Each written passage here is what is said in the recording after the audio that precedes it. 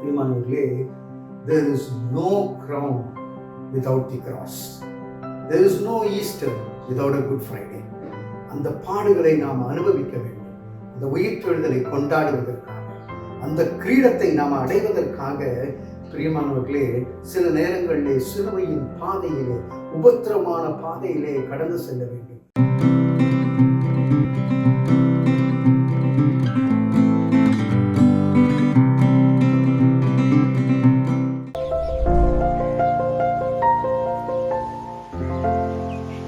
பிரியமானவர்களே, லூக்கா 24வது அதிகாரம் 26வது வசனத்திலே கிறிஸ்து இவ்விதமாக பாடுபடவும் தமது மகிமையிலே பிரவேசிக்கவும் வேண்டியதில்லையா என்று சொல்லி என்று பார்க்கின்றோம்.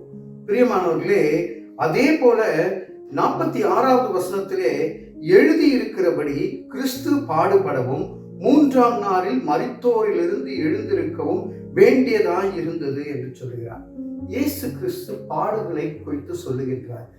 ஆண்டவர் சொல்லுகின்றார், எழுதியிருக்கிறபடி, it is written as it is written. ஆண்டவருடைய வாழ்க்கையில மாத்திரம் இல்லை பிரியமானவர்களே, நம்முடைய வாழ்க்கையிலும் கூட இட் இஸ் ரிட்டன், எழுதியிருக்கிறபடி. நாம் அந்த எழுதியிருக்கிறபடி வாழாமல் மாறாக போகும்போது தான் பாவம் நம்மை பிடித்துக் கொள்கிறது. Sin is missing the mark. பாவம் என்பது அங்கே குறிக்கப்பட்டுள்ள நோக்கத்தை, அந்த இலக்கை அடையாமல் வேறு பக்கமாக போகும்போது பாவ செயல்களிலே ஈடுபடுகின்றோம்.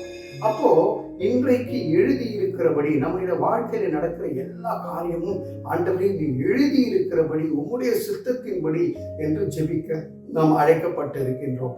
இரண்டாவது அங்கே பார்க்கின்றோம், கிறிஸ்து பாடுபடவும் 3ஆம் நாள் மருத்துவரிலிருந்து எழுந்திருக்கவும் வேண்டியதாய் இருந்தது.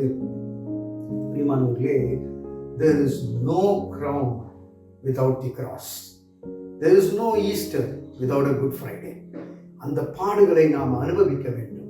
அந்த உயிர்த்தெழுதலை கொண்டாடுவதற்காக, அந்த கிரீடத்தை நாம் அடைவதற்காக பிரியமானவர்களே, சில நேரங்களிலே சிலுவையின் பாதையிலே, உபத்திரமான பாதையிலே கடந்து செல்ல வேண்டும்.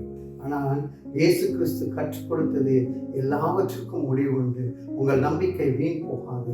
இந்த பாடுகளை கடந்து செல்லும் பொழுது உங்களுக்கு பாடுகளின் மத்தியிலே ஒரு பிரசன்னத்தினாலே ஒரு அமைதியை ஆண்டவர் கொடுப்பார், ஒரு சமாதானத்தை கொடுப்பார். Peace in the midst of storm என்று எப்பொழுது நான் சொல்லுவேன். அந்த சமாதானத்தை, என்ன அலக்கழிப்பு கொந்தளிப்பு உங்கள் வாழ்க்கையிலே இருந்தாலும் அந்த கொந்தளிப்பின் மத்தியிலே ஒரு சமாதானத்தை கொடுத்திருக்கிறார்கள். அவருடைய அழகான கண்கள் நம்மை கண்டபடியினாலே உயிரோடு பிழைத்திருக்கிறோமே. ஆண்டவரிடத்திலே சொல்லுவோம், ஆண்டவரே இந்த பாடை கடந்து சென்று கிரீடத்தை பெற்றுக்கொள்ள, மகிமைக்குள்ளாக பிரவேசிக்க எனக்கு அருள் தாரும் என்று ஜெபிக்க நாம் அழைக்கப்பட்டிருக்கின்றோம். அப்படி பாடுகளை கடந்து செல்லும் பொழுது கர்த்தர் மகிமையிலே நம்மை எடுத்துக்கொள்வார்.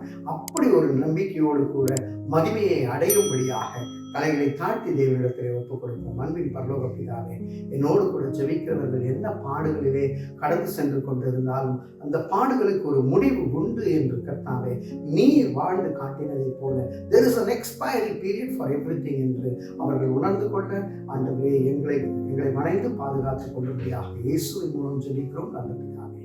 ஆமென்.